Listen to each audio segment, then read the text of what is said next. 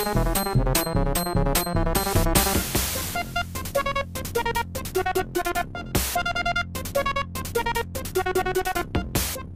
was the first game that really took a systemic approach rather than a scripted approach to interactions.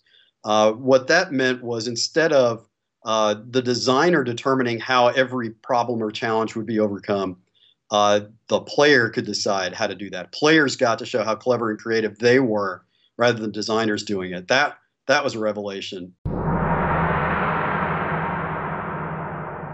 A lot of modern adventure games have gone in the direction of really trying to script tighter and tighter moments so that everything is very carefully crafted. And that's great, but it's not what we first came to love in our pen and paper RPGs, where we'd sit around the table and we just kind of improvise with our DM.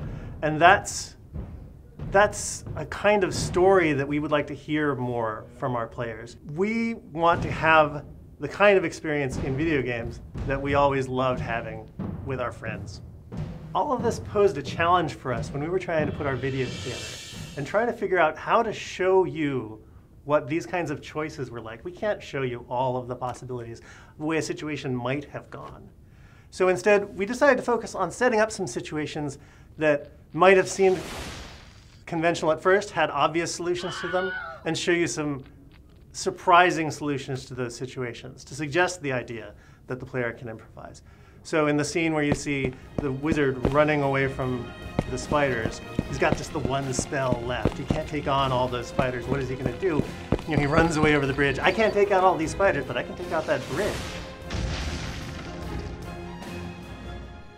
This, of course, leaves us with a whole new problem.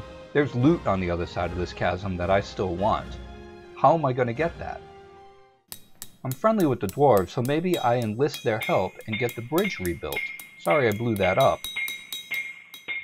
Or, as a wizard, I learn a mind control spell and take over the minds of these spiders and have them carry me across the roof of the chasm.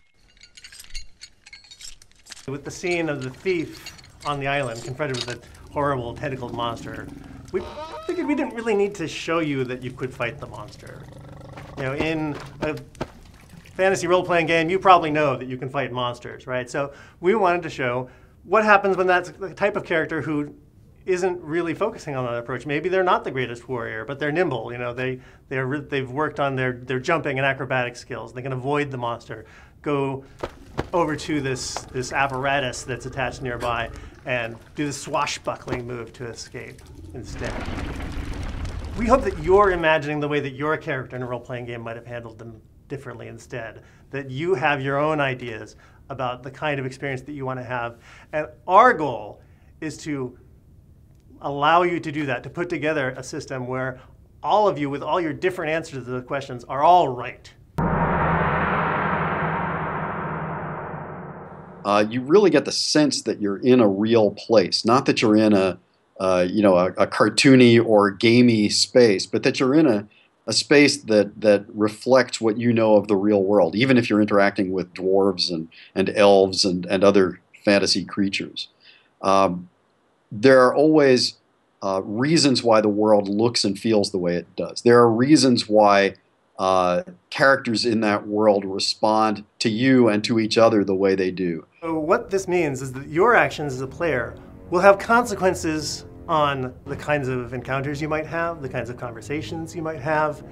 The things that you do in the world will affect what kinds of animals might thrive in the underworld, what kinds of things you'll see later, how the environment around you will develop. The things that you do are things that the characters that you encounter are going to have opinions about, not just that they'll give you quests, and if you go fetch them a hamburger, they'll give you a quest item, but that they watch the way that you approach playing the game. And they have things that they think are good and things that they think are bad.